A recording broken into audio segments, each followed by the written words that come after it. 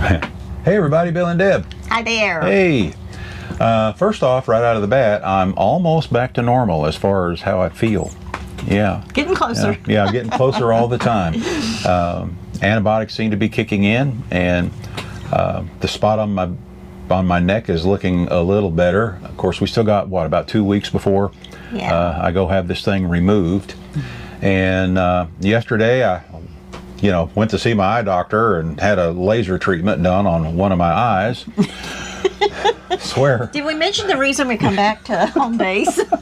And then tomorrow I go see our regular doctor. Of course, I'm going to have him look at this thing on my neck too and get his opinion on how the infection seems to be clearing up on that, because it's imperative that we get this thing removed. I keep telling you, a box knife and a spoon. Yeah. Take right care of it. Melinda says should help. I don't think so. I don't think so.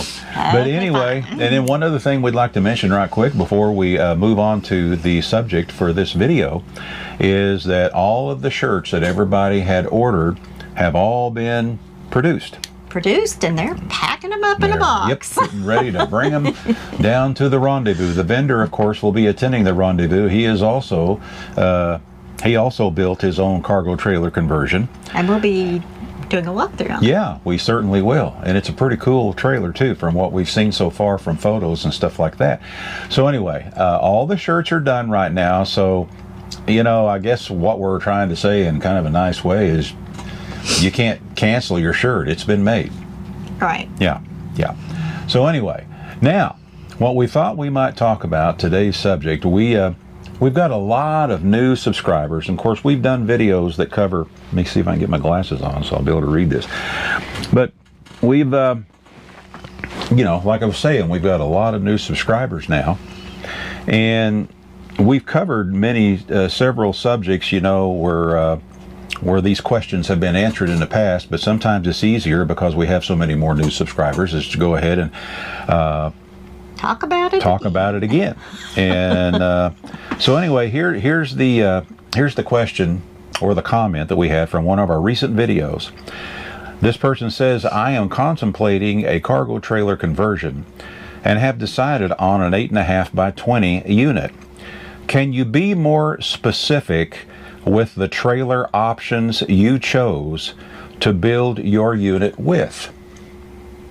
Well, the best way that I can answer that, and I'm assuming what he meant by this was, how did we have the trailer spec'd out? What kind of options did we go with, when we had them, when we spec'd the trailer out to have it built with our conversion in mind?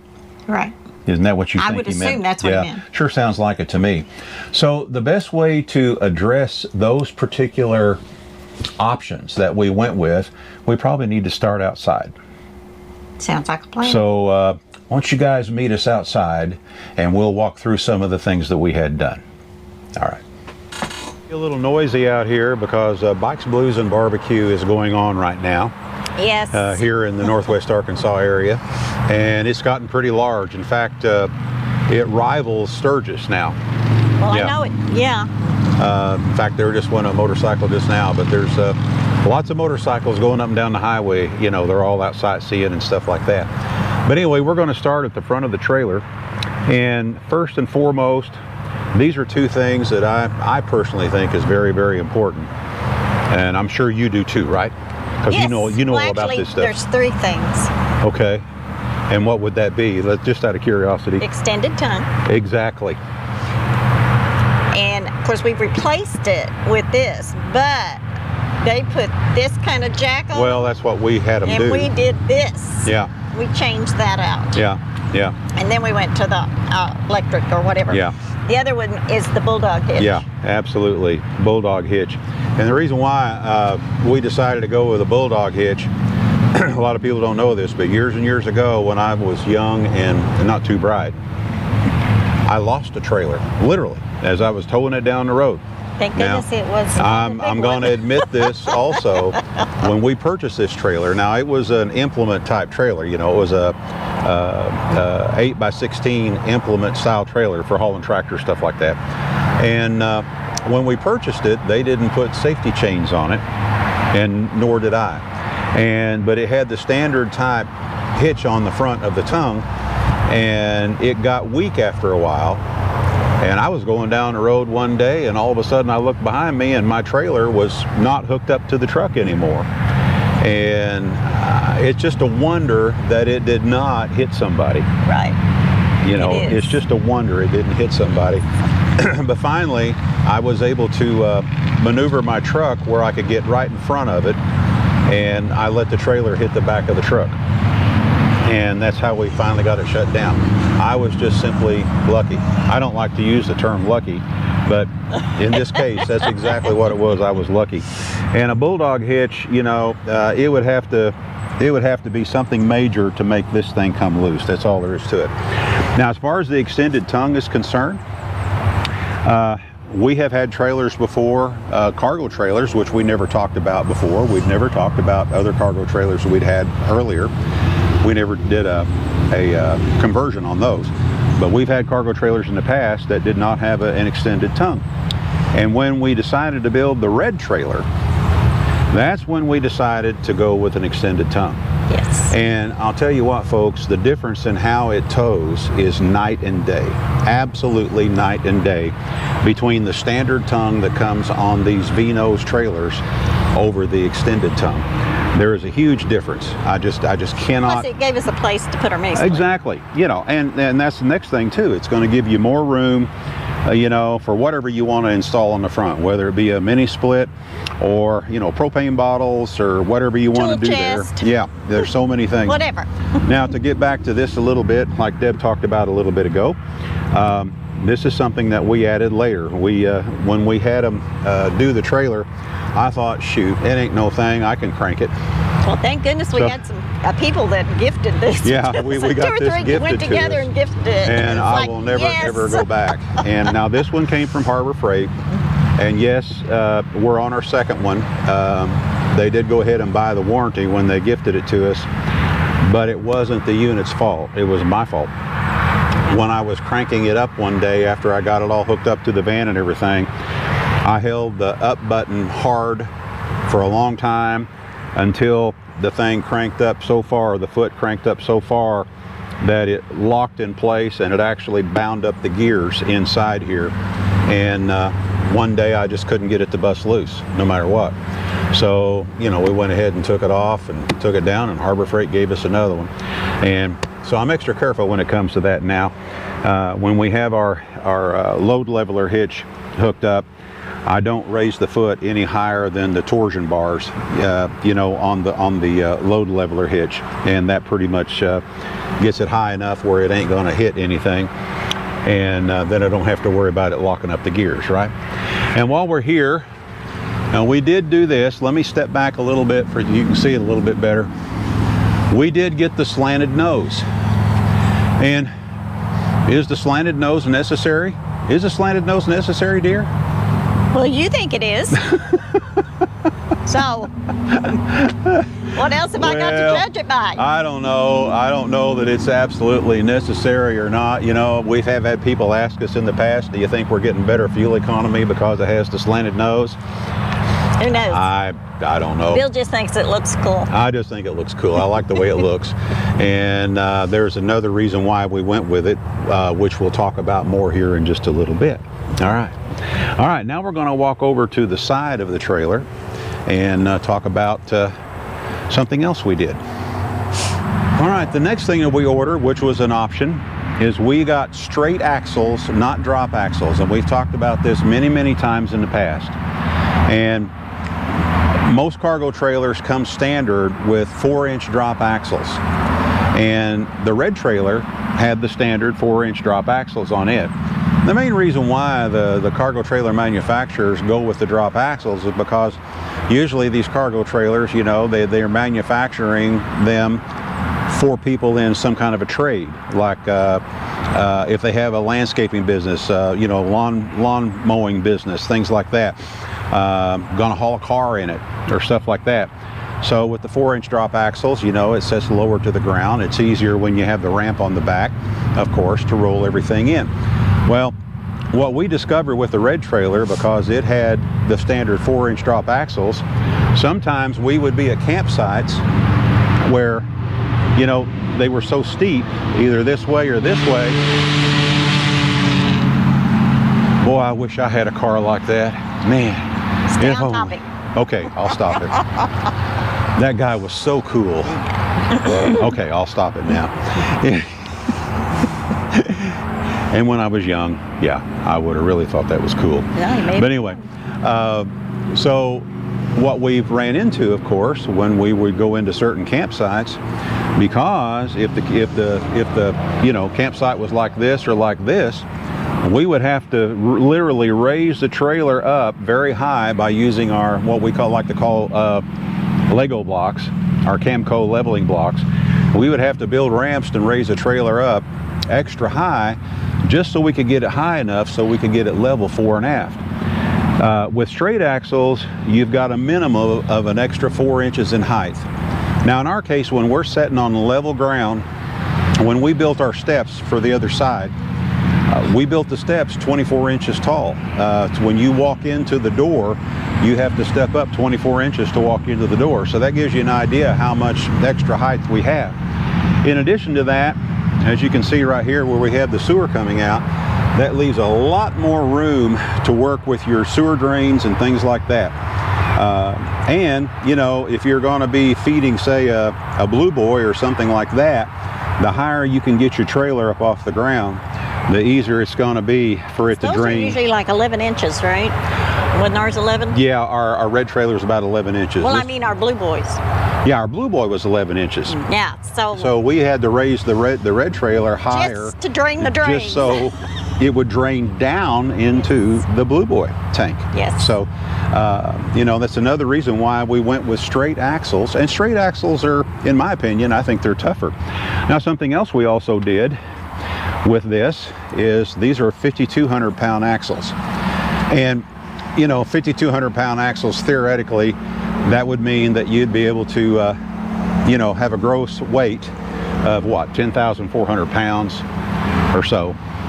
Now, technically, according to DOT rules, this trailer is rated at 9,900 pounds, but that has to do with the Department of Transportation rules and things like that. It has nothing to do with what the trailer would actually carry if we really wanted to push it that far.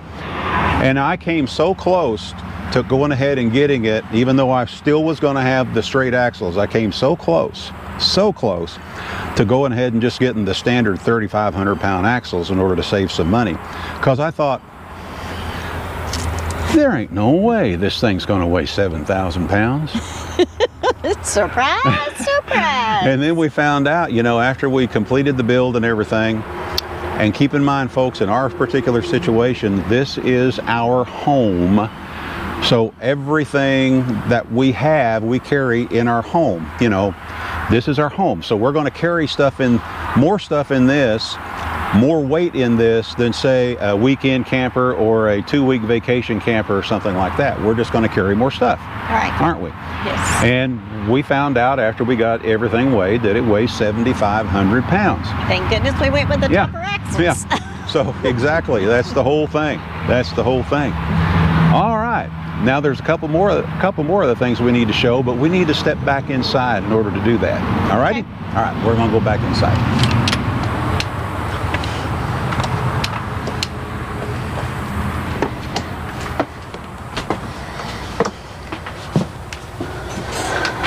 Let me get this door shut here. Now I'll take off my sunglasses now. Since I had that laser treatment on my eyes, or on my eye. Yeah, on this eye right here. I have to wear sunglasses. Even though it's cloudy outside, I'm still a little light sensitive on that eye for a little bit. And they told me it might be a day or two that I would be that way. But anyway, the next thing we wanted to talk about, now that we're back into the trailer, and we could have talked about this outside, but the impact is even greater once we're inside. We went with a 7-foot 6-inch ceiling height with this trailer, which is an option. You know, it's an extra cost option to go with a 7-foot ceiling height, or 7'6".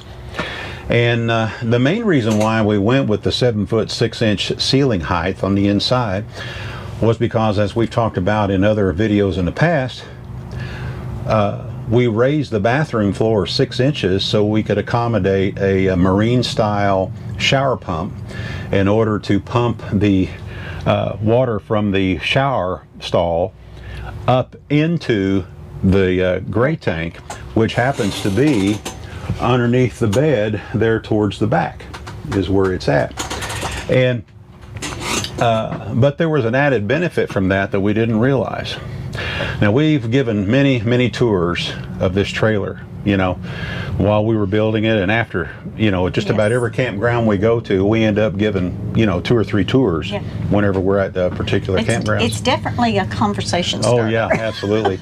And the first thing that people notice when they walk in, because they're standing outside looking at it, it really doesn't look all that big. But when they walk in, one of the first comments that comes out of most everyone's mouth is, it feels so roomy in here. Right. And we attribute that to this extra ceiling height. Extra ceiling height. Maybe the lighter colors, I don't know, but we get that same feeling that we're not in a cave by any means. Right. And yeah, same here with us. You know, it feels roomier to us because of this. So yeah, that was an added benefit that we hadn't planned on. Right. Now, something else that we did, of course, in our particular situation, we wanted 2 side doors because we wanted a side door towards the front of the trailer, which of course this is our main door that we use, so where you get into the front of the trailer. And then the other side door, which is on back there, leads directly into the bathroom. And that also served 2 purposes for us. It negated the need for a emergency egress window. Right, we have an emergency egress door. Right. So we have 2 means of egress out of here. So that was one reason why we did that, you know, was because we wanted another door to enter the bathroom from back there. And we were able to tell them exactly where to put the doors. Exactly. Yeah, and that's something we need to mention right now before we move on. And I meant to mention this at the beginning of the video, but I'll mention it now. This trailer was built by Rock Solid Cargo Trailer Manufacturing in Douglas, Georgia. So was the red trailer. Now, you cannot go directly to Rock Solid and purchase a trailer directly from them. You go through a broker. Now, on the first trailer, the red trailer, we went through Southern Trailer Depot, which is a broker in Douglas, Georgia. And we highly recommend Southern Trailer Depot. Well, when I was getting ready to have this one built, I thought, what the heck, I'll go ahead and call another broker there, Renown Cargo Trailer Sales. And anyway, they worked me up a price. And anyway, we just decided to go with them. And I can't say why we did, but we just liked the guy. He was a really nice guy. Every time I called, he answered the phone. In that particular case, I understand he's no longer there now, though. But anyway, but we did go through Renown this time on this particular one. But like I say, you'd have to call a broker, you know, and if you want to have this company build your trailer, which is Rock Solid Cargo Trailer Manufacturing, you'll have to go through a broker in Douglas, Georgia. Now, let's get this out of the way real quick. There's no such thing as a perfect cargo trailer. And what we've always said from the beginning, even back when we were building the red trailer, they build these trailers to do what? To haul cargo. It is up to us to make them suitable for our particular use, which would be, you know, to camp in, or to in our case, to live in, you know. So if your cargo trailer is not leaking now, eventually it can leak, you know. And so leaks are part of the deal. So what we did when we pulled all of the interior plywood off, which I'm going to talk about that some more because there's another reason why I'm talking about that now. When we pulled all the interior plywood off, and we learned this from the red trailer, we took, which was my favorite go-to product for sealing things up, is Lexel. You can buy it at Lowe's, you can buy it at Amazon. We found we got it less expensive at Amazon by buying it by the case. And but what we did, we literally went in after we pulled everything off and was looking at bare aluminum walls from the inside, and we ran a bead of Lexel up and down each individual stud on both sides where it meets the exterior aluminum Pretty paneling. sure we did a video on that. Yeah, we did. And then we also ran it across the top all the way around. Everywhere where there were exterior lights, like our running lights and stuff, where the wires were going through there, we daubed some on that too. Anywhere we saw where there could be a potential leak, we took care of it. Oh, I'm not. It looks like I'm, but I'm not really. But we did that ahead of time because we learned, on the red trailer. Another thing that we did, we installed our own windows. And on the red trailer, we had them install windows, and we went with larger windows, which meant they had to cut the metal studs, and then they welded up a frame. Well, the problem was they leaked, and I had to pull them out 3 times before, and I never talked about that in the build on the red one, but I had to pull them and reinstall them 3 times until I finally got them to where they didn't leak. Yeah. But we decided to do our own this Right. time and bought the kind that would actually go between the studs. We ended up with, we did windows that are only 12 inches wide. Now, originally we intended to have 2 windows here. No, I'm sorry, we did not. We never did. We put 1 window here because our original plan was to put the refrigerator there. And I was going to have a wraparound kitchen. Right. But when we, while we were living in it, while we were building it, It's like, no, that ain't going to work. we experimented with having it sitting here, and Deb says, I like that better. So that's why there's only 1 window there and 2 windows, over there behind Deb, above the kitchen sink. Eventually, when we can afford it and have the funds available, we're going to put a window in each one of these doors. The funds and the, what's the word I want to look for? Patience. But by using these windows that are 12 inches wide, they fit between the studs, so we didn't have to worry about cutting studs. And if you want a larger opening, just stack more of them out. Right. You know. We could have was our stacked whole a idea. bunch, but every time you put a window, you're giving up storage. So Exactly.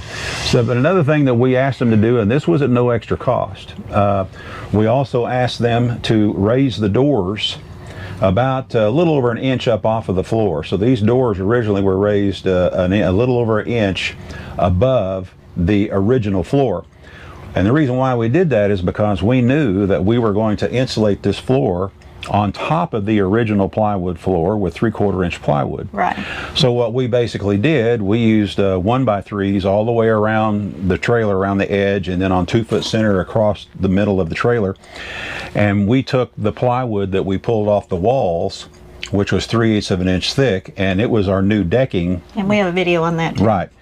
And this, of course, was after we installed 3/4 inch foam board on the floor in between the cross members, that we put on 24 inch centers. From the question.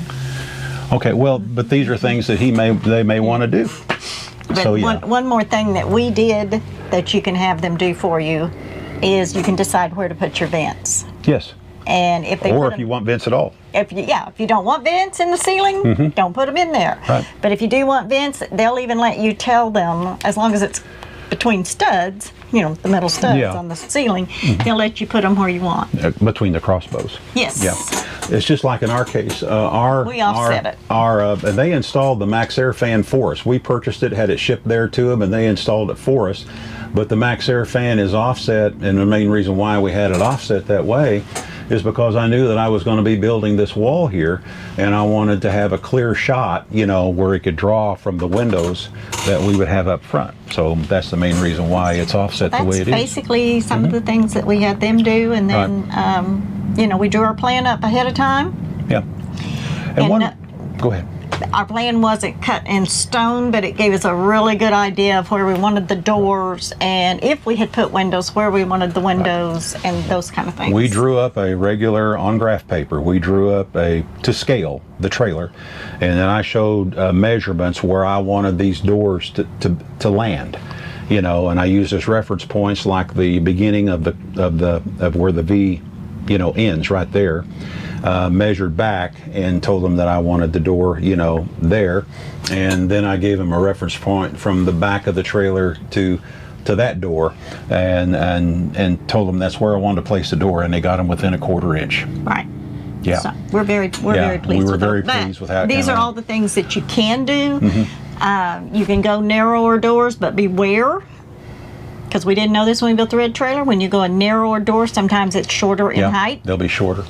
That may not be an issue for you, but in the red trailer, that was a big issue I'm for banging Bill. my head constantly on those. So those are some of the things we've learned. So yeah, and one more thing we need to mention before we move on is that we opted to go with no ramp on the back. Right. And of course, you may want to keep your ramp, of course, depends on your design and what you're building it for. But if you're going to build it, of course, as a combination toy hauler and a camper / home, then you'll probably want to keep the ramp. What you may want to consider asking them to do, though, because if you don't say anything about it, they're going to add it to it. They're going to have a dovetail floor back there. Which is a real beast. Yeah, sometimes that's a booger, if you're trying to. What that means is it goes along and then it slopes down. Right, but the last 2 foot, it slopes down about 4 inches. And, you may want to consider telling them not to do the dovetail. Yeah, we did that, and we also If you told them decide to not keep the to ramp. put the mounting plates in the floor. Right, because they'll have, they would put D-rings in the floor, and we told them to leave We the didn't need D-rings off those because either. we're not going to need them, and we would just have to remove them, Right. or do something with them. So anyway, that's it. Now the plywood decking that we used here, of course, I might have mentioned it already, but when we went with the secondary floor, we utilized the 3/8 inch plywood that came off the walls. For this is what we did. The product that we used on the walls then after that is a product that we got from Lowe's. I can't remember the name of it now. I never can remember the name of that particular one, but it's a 5 mil thick product. Right now it's about 26 something a sheet. But the stuff is really nice and rigid. It's firm. It takes paint good. It's real easy to work with, and that's what we ended up using on the walls. And anyway, just so you'll know. Anything else? Nope. Yeah. Okay. No. Okay. I know you've been looking at this, and we kind of did that on purpose. We kind of snuck that in. Now I finally have a place where I can sit down and start working on music when That's I have the another time. video. Then that's another video. Right. Not going to go into detail about that right now. And then, of course, Deb's been working on paintings. This is one of her latest that she's done. And so, earlier this morning, I was sitting over here practicing music. Deb had all of her painting and everything set up over here, and she was working on another painting, which is kind of hidden there. She's not ready to show I'm it not yet. done with that yet. So, anyway, that's what's been going on here. I can't think of anything else. No? I guess that's it. Still got a lot more stuff to talk about in future videos. Man, we're getting closer and closer to when we pull out, Yes. and we're getting excited. We hope you're getting excited too. Anyway, for now, this is Bill and Deb with I Ride Tiny House Adventures, and we are not camping. We are living. Y'all get out there and do some living. We'll talk to you again soon. Bye-bye now.